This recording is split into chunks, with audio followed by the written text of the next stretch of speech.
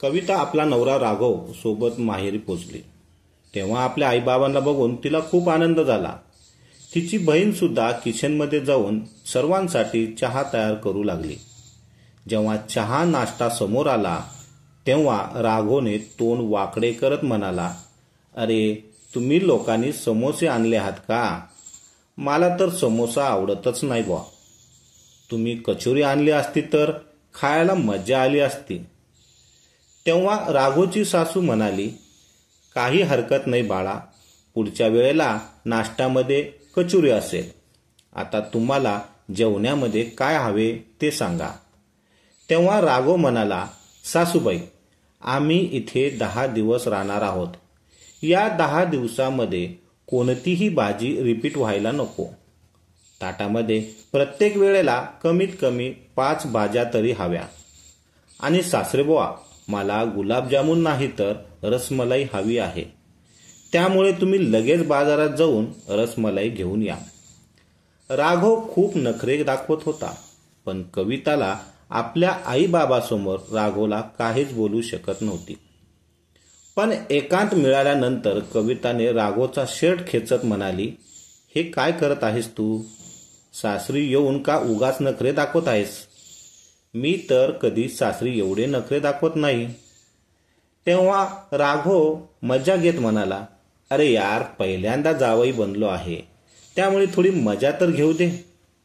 तसंही आपल्या समाजामध्ये जावयाकडे देवाच्या नजरेने पाहतात आणि जावयाला खूप इज्जत देतात. राघवला तर असे वाटत होते की तो सासरी येऊन कोणता तरी वेगळा माणूसच बनला आहे. तिथे आपल्या घरी तर त्याची आई काहीही बनवायची तरी राघव नाक तोंड न मुरडता अगदी शांतपणे जे समोर येईल ते खात असायचा. पण इथे मात्र एक भाजी पाहून लगेच म्हणाला की दुसरी भाजी बनवा. त्यामुळे कविता 2 दिवसातच राघवच्या अशा वागण्याने खूप परेशान झाली होती. त्यामुळे ती राघवला म्हणाली, आता मला माहेरी नाही राहायचे, आपण आपल्या घरी परत जाऊयात. तेव्हा राघव हसत म्हणाला, अरे पण मला तर माझ्या सासरी खूप चांगले वाटत आहे. मला तर इथून जाण्याची कोणतीही घाई नाही आहे. मी पहिल्यांदा असे पाहत असेल की कोणत्या तरी मुलीला आपल्या माहेरून सासरी जाण्याची एवढी घाई झाली आहे. खरे तर कविताला आपल्या आईबाबांना अजून परेशान झालेले पाहायचे नव्हते, म्हणून ती आपल्या सासरी निघून आली. सासरी आल्यानंतर सुद्धा तिचे मन खूप उदास होते. तेव्हा कविताच्या सासूबाई तिला विचारू लागल्या, काय झाले सुनबाई? मुली जेव्हा आपल्या माहेरून येतात तेव्हा त्यांचा चेहरा अगदी आनंदी आणि टवटवीत असतो, पण तुमच्या चेहऱ्याकडे पाहून असे वाटत आहे की तुमच्या आईने तुम्हाला नीट खाया पियाला दिले नाही वाटतंय. तेव्हा न कळतपणे कविताच्या तोंडातून शब्द बाहेर पडले, हो, सर्व तर तुमच्या मुलानेच खाल्ले, मग मला काय मिळणार? आणि मी माझ्या आईकडे अजून काय हट्ट करणार? कविताचे असे बोलणे ऐकून तिच्या सासूबाई हैराण होऊन म्हणाल्या, तू हे काय बोलत आहे सुनबाई? तेव्हा कविता स्वतःला स्वतः सांभाळत म्हणाली, काय नाही आहे ते असेच. तेव्हा सासूबाई आपल्या सुनेचा चेहरा वाचत म्हणाला, नाही सुनबाई, कोणती तरी गोष्ट नक्की आहे, मला सांग काय झाले आहे. आता आम्ही तुझे नवीन कुटुंब आहोत, त्यामुळे या नवीन कुटुंबातील लोकांपासून तू काहीच लपवू नकोस. तुझ्या माहेरी काही प्रॉब्लेम आला आहे का? तू बिनधास्तपणे मला सांगू शकतेस. तुला माझ्यावर विश्वास आहे ना? तेव्हा कविता लगेच जागेवरून उठली आणि म्हणाली, हो आई, तुम्ही खूप चांगले आहात. सुरुवातीपासून तुम्ही सासरी माझी खूप काळजी घेत आहात, त्यामुळेच तर मी एवढ्या लवकर सासरच्या कुटुंबामध्ये मिळून मिसळून राहू लागले. एवढे बोलून कविता गप्प बसली, कारण तिला भीती वाटत होती आपल्या मुलाविषयी वाईट बोलल्यावर कदाचित सासूबाईंना आपला राग येईल आणि त्या आपल्यालाच ओरडतील. कारण कोणती आई आपल्या मुलाविषयी वाईट ऐकून घेते का? आणि ते सुद्धा मुलाच्या सासरकडील लोकांबद्दल. त्यामुळे कविता काहीही न बोलता शांत राहिली कारण कविताला वाटले सासूबाईंनी आपल्या मुलाला असे सांगून सासरी पाठवताना ऐकले होते की सासरी गेल्यानंतर आपल्या मनाप्रमाणे वागायचे आणि सासरच्या माणसांकडून आपली सेवा करून घ्यायची. तिथे गेल्यानंतर आपण स्वतःला नेहमी मोठे समजायचे. म्हणून कविता म्हणाली, आई जाऊ द्या ना, अशी कोणती गोष्ट नाही. एवढे बोलून कविता तिथून उठून मागे फिरून आपल्या रूममध्ये जाण्यासाठी निघाली. तेव्हा सासूबाईने तिचा हात पकडून तिला थांबवली आणि म्हणाली, मुली, तुला माझी शपथ आहे, तुला मला सांगावेच लागेल की शेवटी काय गोष्ट आहे. आता तर कविता आपल्या सासूबाईच्या शपथेमध्ये अडकली गेली. तेव्हा कविता हळूच आपल्या सासूबाईच्या बाजूला बसली आणि मान खाली घालून म्हणाली, आई, ते काय आहे ना, राघव माझ्या घरी गेल्यानंतर अगदी बदलूनच गेला. तो खाण्यापिण्याच्या गोष्टीमध्ये सुद्धा खूप नखरे दाखवत होता. बाबांना सुद्धा सारखे सारखे बाजारात पाठवून काही ना काही आणायला सांगत होता. आईने बनवलेल्या भाजीमध्ये काही ना काही कमी काढत असायचा आणि तिथे तो नखरे दाखवत होता. आईला म्हणायचा की एकदा केलेली भाजी पुन्हा रिपीट व्हायला नको आणि जेवणामध्ये त्याला एका वेळेला एकच भाजी नको होती, 5-5 भाज्या हव्या होत्यात. अजून माहीत नाही काय काय त्याच्या मनात होतं. त्याच्या या सर्व मागण्यांमुळे मी हैराण आणि परेशान झाली होती. म्हणूनच मी लवकर परत आली. आपल्या सासूबाईंना हे सर्व सांगत असताना कविताच्या डोळ्यात पाणी आले. आता कोणत्याही क्षणी तिच्या डोळ्यातून अश्रुधारा वाहू लागणार होत्या. तेव्हा कविताच्या सासूबाईंना आपल्या सुनेची परेशानी समजली. त्यामुळे त्या आपल्या सुनेला म्हणाल्या, सुनबाई, मग तू यासाठी एवढी का घाबरत होतीस? मी सुद्धा एक मुलगी आहे, माझे सुद्धा एक माहेर आहे, त्यामुळे मी तुझ्या भावना चांगल्या प्रकारे समजू शकते. अगं, माझे सुद्धा लग्न झाले होते ना, तेव्हा सुरुवातीला तुझे सासरे आमच्या घरी आले होते. तेव्हा मलाही असेच वाटत होते की हे जावई म्हणून आपल्या घरी आले आहेत, पण त्यांच्या कोणत्या कृतीमुळे माझ्या बाबांचा अपमान व्हायला नको. पण तुझे सासरे तर खूपच समजदार होते. त्यांनी कधीही आपल्या सासरी नखरे दाखवले नाहीत. उलट माझे छोटे भाऊ बहीण तुझ्या सासऱ्यांना परेशान करत असत. तो सुद्धा काय काळ होता. पण मला राघवकडून अशी अपेक्षा नव्हती. तो असे का वागला? आज त्याला ऑफिसवरून घरी येऊ दे, मग त्याला मी चांगले समजावते. आपल्या सासूबाईचे बोलणे ऐकून कविताच्या मनाला थोडी शांतता मिळाली होती. संध्याकाळी जेव्हा राघव ऑफिसवरून घरी आला तेव्हा सासूबाईने राघवला आपल्या जवळ बोलून घेतले आणि त्याला समजावत म्हणाल्या, बाळा, मी हे काय ऐकत आहे? तू सासरी गेला होतास तेव्हा सूनबाईच्या आई बापांसोबत खूप नखरे दाखवत होता. बाळा, असे वागणे चांगले नाही. त्यावर बिनधास्तपणे म्हणाला, काय आई, माझे सर्व मित्र जेव्हा त्याच्या सासरी जातात तेव्हा खूप एन्जॉय करतात, त्यामुळे मी सुद्धा थोडाफार नखरे दाखवू शकत नाही का?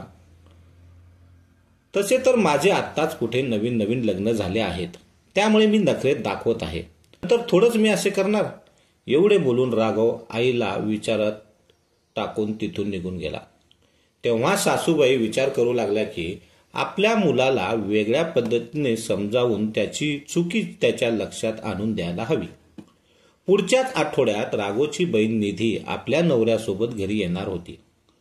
तेव्हा राघव खूपच खुश होता, कारण निधीचा नवरा अमोल त्याचा लहानपणीचा मित्र होता आणि त्यांची मैत्री आता नात्यांमध्ये बदलली होती. त्यामुळे राघव अमोल बरोबर खूप मजा मस्ती करत असायचा आणि अगदी सहजतेने त्याच्याबरोबर राहायचा. पण या वेळेला अमोल जेव्हा घरी आला तेव्हा तो काहीसा उदास असल्यासारखा दिसत होता. राघवने पुढे येऊन त्याला मिठी मारण्याचा प्रयत्न केला, परंतु तो गंभीर आवाजात म्हणाला, राघव मित्रा, आज मी तुझा जिजू आहे, त्यामुळे मला थोडाफार सन्मान दे. आता माझे स्थान तुझ्यापेक्षा मोठे झाले आहे. सुरुवातीला राघवला वाटले की अमोल आपली मस्करी करत आहे, म्हणून राघवने सुद्धा मस्करीत त्याला वाकून नमस्कार केला. त्यानंतर गळाभेट झाली. मग अमोलने त्याला जास्त भाव दिला नाही आणि तो सरळ जाऊन सोफ्यावर बसला. जेव्हा थोड्या वेळाने अमोल समोर चहा नाश्ता आला तेव्हा नाश्त्यामध्ये कचोरी पाहून अमोल तोंड वाकडे करून म्हणू लागला, अरे माझा कचोरी खाण्यात मूड नाही आहे, मला तर समोसा हवा होता. तेव्हा राघोची आई म्हणाली, ठीक आहे जावई बापू, काही हरकत नाही, मी तुमच्यासाठी समोसे मागवते. एवढे बोलून राघोची आई राघोला म्हणाल्या, जा बाळा, पटकन जाऊन नाक्यावरच्या मिठाईवाल्याकडून गरमागरम समोसे घेऊन ये. तेव्हा राघव म्हणाला, अच्छा ठीक आहे, माझ्या मित्राला समोसे खायचे आहेत तर मी जाऊन समोसे घेऊन येतो. तेव्हा अमोल जरा मोठ्या आवाजात म्हणाला, मित्र नाही जिजू म्हण मला. तुला सारखे सारखे ही गोष्ट सांगावी लागणार आहे का आता?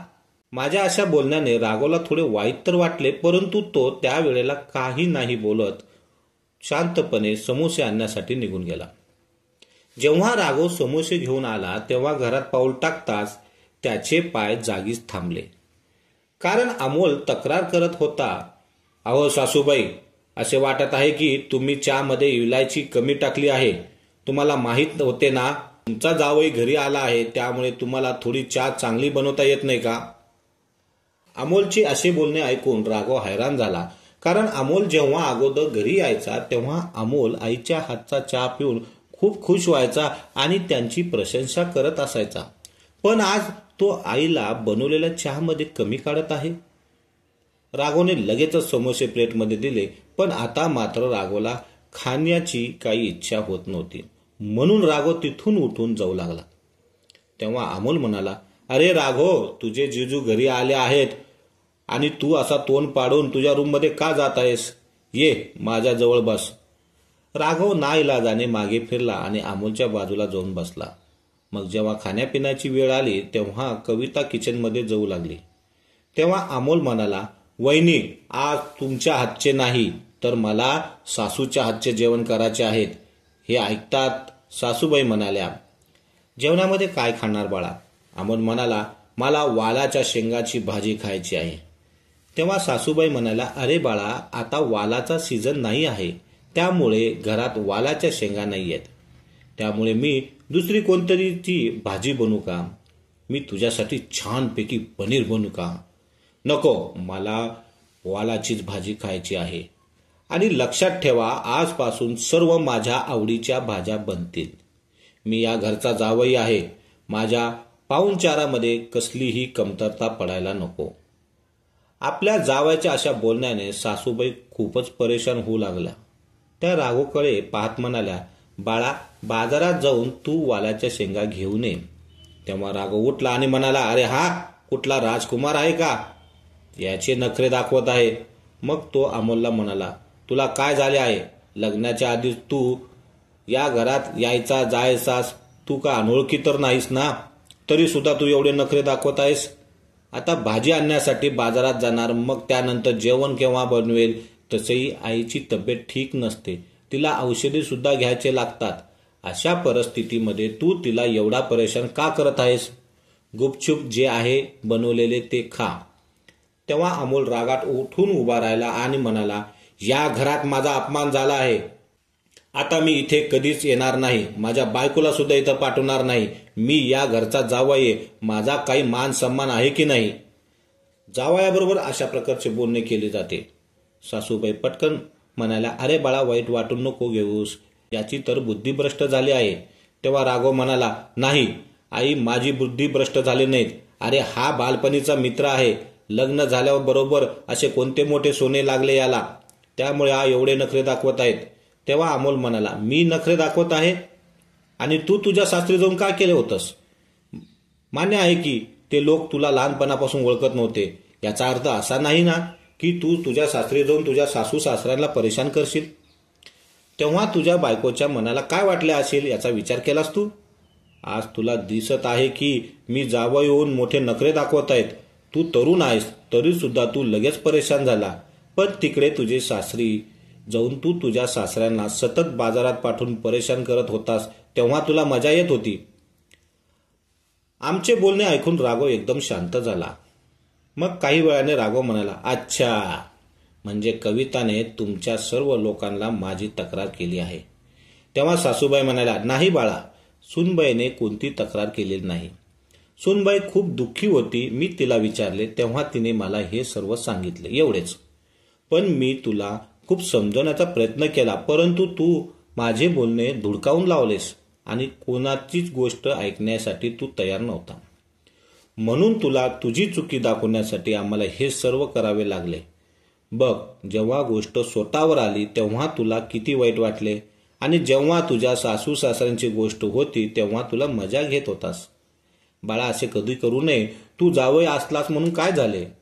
जेव्हा तू तुझ्या सासरी जातोस तेव्हा तू तुझ्या सासू सासऱ्यांची मदत करायला हवीस. त्याचबरोबर प्रेमाने राहायला हवेस.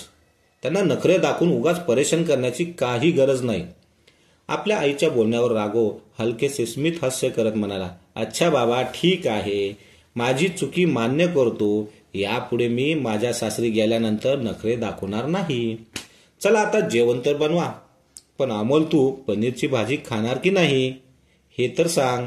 अमोल हसत म्हणाला, का नाही खाणार मित्रा? कारण मी नखरे करणारा जावई नाही. मी फक्त तुला तुझी चुकी दाखवून देण्याकरता प्रयत्न करत होतो. आमच्या अशा बोलण्याने सर्वजण हसू लागले आणि कविताला सुद्धा मनातून आनंद झाला होता. कारण तिचा नवरा राघव आता तिच्या माहेरी गेल्यानंतर नखरे दाखवणार नाही. मित्रांनो, मैत्रिणींनो, तुम्हाला ही कथा कशी वाटली ते मला कमेंट बॉक्समध्ये नक्की कळवा आणि चॅनलवर नवीन असेल तर सबस्क्राईब करायचं विसरू नका. धन्यवाद.